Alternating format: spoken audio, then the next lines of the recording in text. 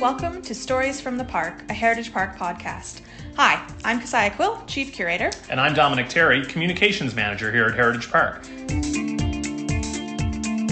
We are located on Treaty 7 land in Calgary, Alberta, a place where visitors come to learn about the history of all those who have gathered here, and where Indigenous people proudly share their cultural traditions and tell stories about their rich heritage, history, and attachment to the land.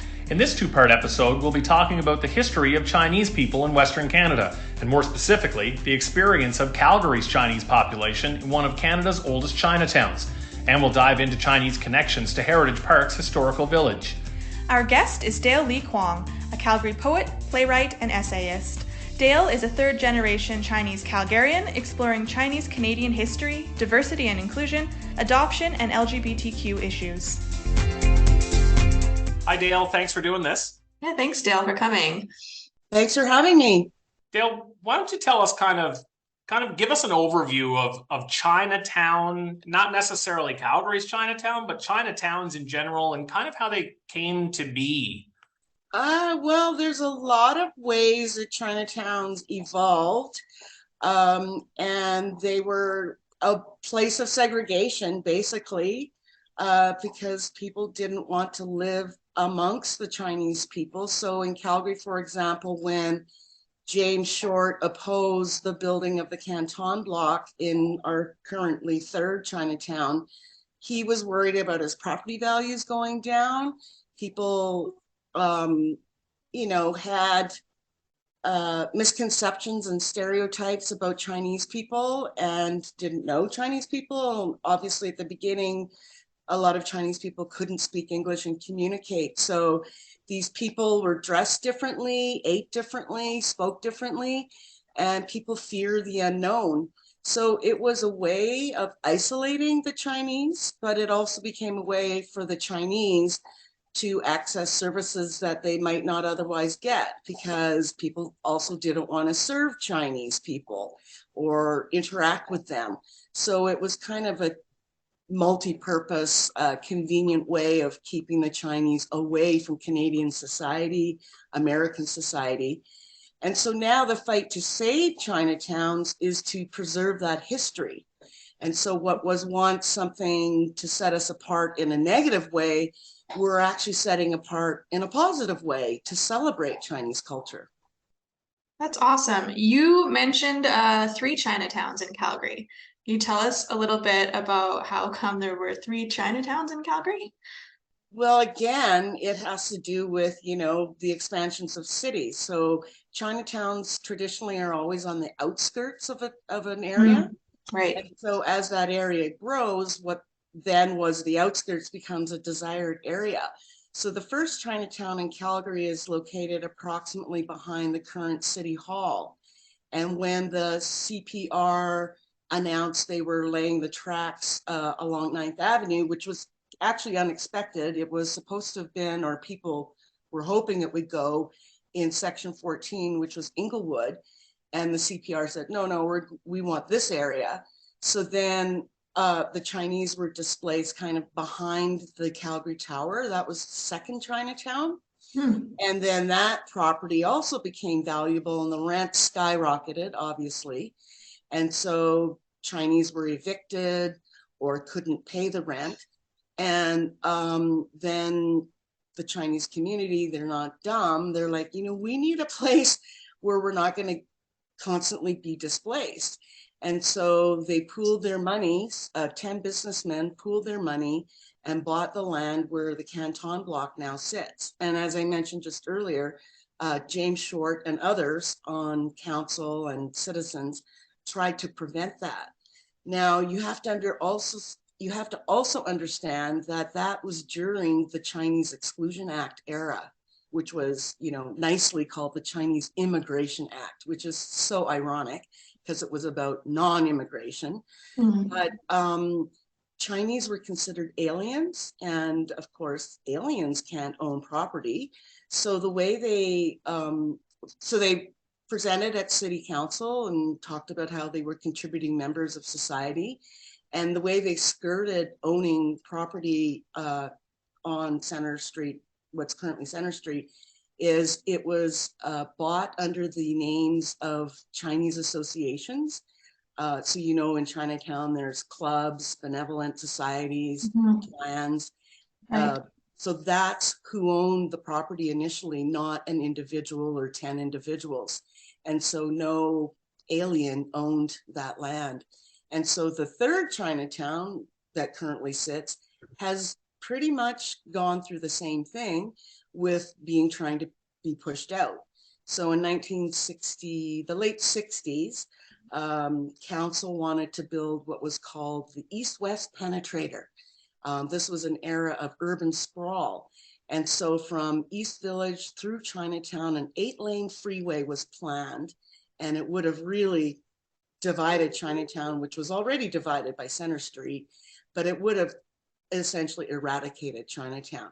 So that's when what's called the Sinlock Society and other organizations banded together and in fact organized a national conference in Calgary. And because Chinatowns across Canada were under threat, and they were able to stave off that development. And then something happened which people conveniently forget, which is the current site of the Harry Hayes building is also currently classified as Chinatown, which you might say, well, that's kind of weird. How did that happen? Well, that happened because there was, in fact, a thriving Chinatown community there. And it's sort of believed within the Chinese community that as retribution for stopping the East-West Penetrator, the federal government 2 or 3 years later came in and kicked out 70 families, 300 intergenerational people, you know, grandmothers who babysat their grandchildren while the parents worked, etc. They all got evicted from the site that's currently Harry Hayes.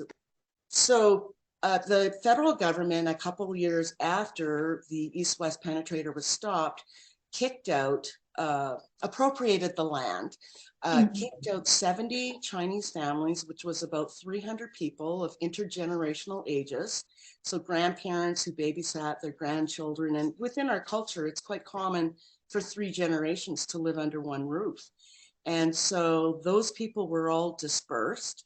And they had been attending what it was James Short School. So when those families got kicked out, this led to the eventual demise of attendance to the James Park School, and then that school was taken down. And, you know, one could argue that eventually led to the current decline of Chinatown because there's a lot of older people there, but not families and younger people and a regeneration of population. And so, again, Chinatown is fighting to stay in place. There's always some sort of plan to kick it further out because that is a desired area now. Tell us about the exhibit, the We Were Here. Tell what will people see when they come to Heritage Park to be able to see this exhibit? This is actually the 3rd time the exhibit is going on display, but I'm really pumped about this particular showing because I'm highly involved in it. And so the exhibit was originated by Lougheed House, who in their wisdom realized there are no artifacts that exist of Chinatown #1. And I don't believe there's much left of Chinatown #2. And so how can you exhibit something that there's nothing for? So what they did is they put out a call to local writers to imagine stories about Chinatown. And so 5 writers, myself included, chose different topics: the smallpox riot, the first woman in Calgary's Chinatown. I wrote a story about a man who donated money that helped start the General Hospital. And so these stories are explored and were presented at Lougheed House with their artifacts, as well as they commissioned Jarrett Lee Sittler. Jarrett is a mixed race illustrator, and he drew these wonderful drawings to go along with each story. And then each story is read by each writer, which is available by QR code. And the stories, I believe, are also going to be available in booklet form. So you still have to use your imagination, but it's honoring a piece of history that is otherwise not going to be talked about. The display will also be augmented by a lion dance head or body, a lion dance figure, and some possibly photos and historical information about that. And everybody's seen lion dance at Chinese New Year's.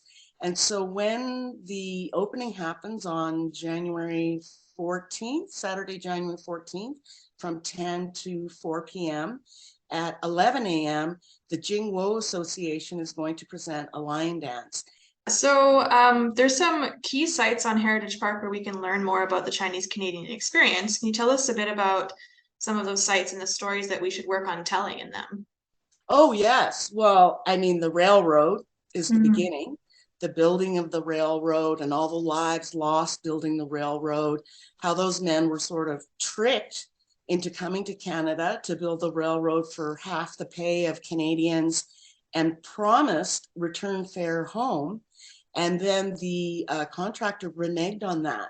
And so when the Exclusion Act came in, and 2023 is the 100-year anniversary of the Exclusion Act, those men were all basically stranded in Canada.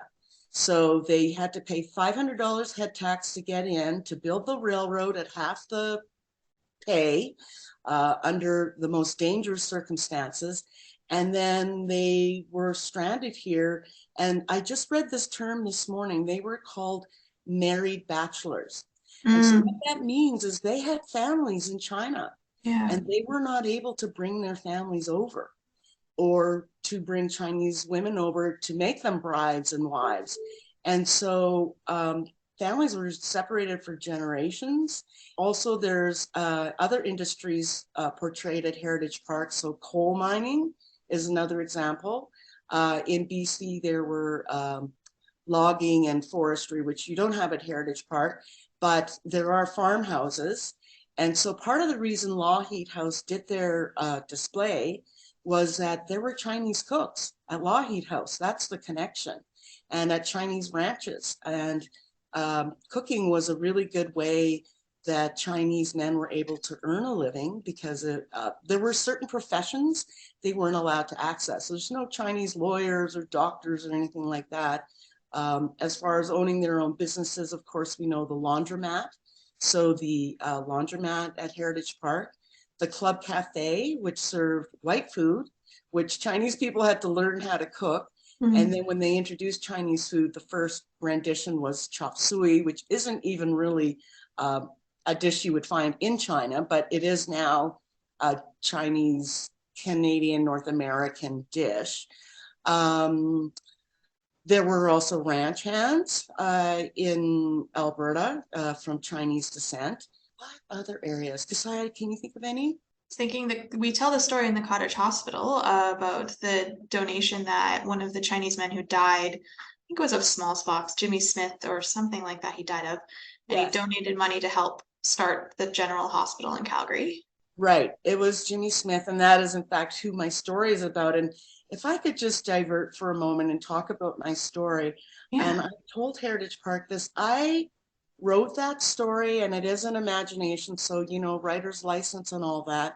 I had very little information about him when I first started writing his story. And I was also working on another sort of bigger project to me. And so I probably didn't give it as much attention as I really now wished I had.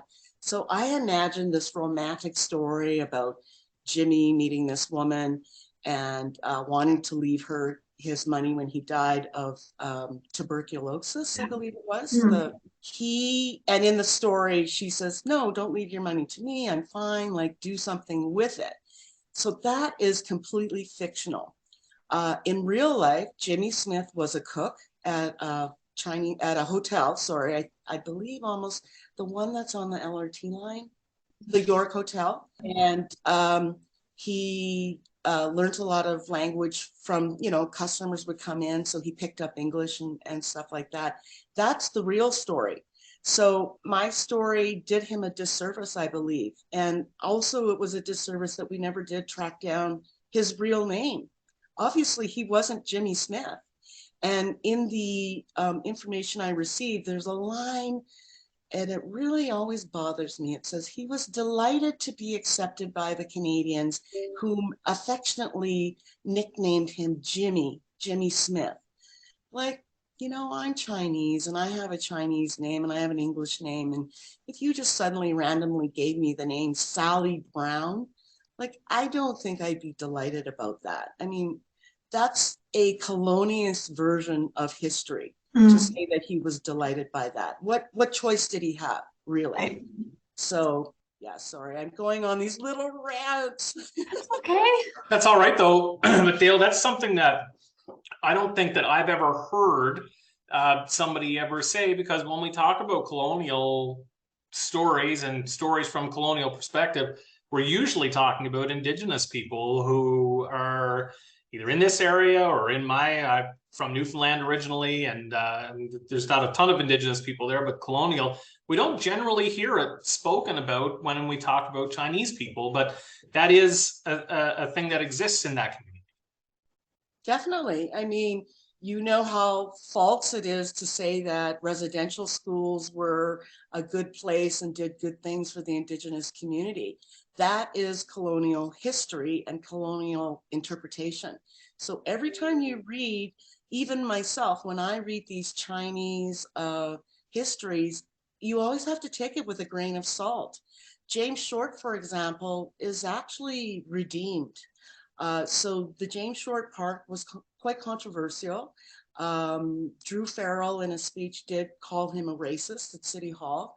It is documented that he opposed Canton Block, but it is also documented that in his life he had a turnaround, and that Reverend Underwood, who did a lot of work with the Chinese, and in his congregation, James Short was a member, that Reverend Underwood was able to get James Short to meet and work with Chinese people. And towards the end, he, counted them as his friends and had clients that were Chinese, and was memorialized at his funeral for his relationship with the Chinese.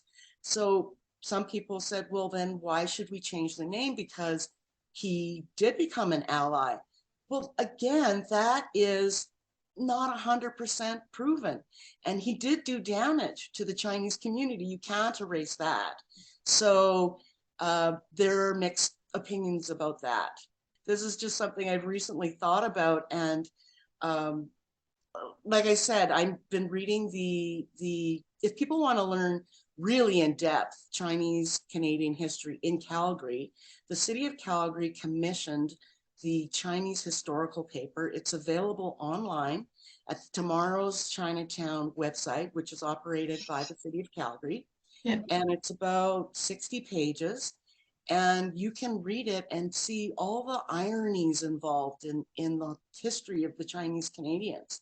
They served in World War I and II, even though they were considered aliens.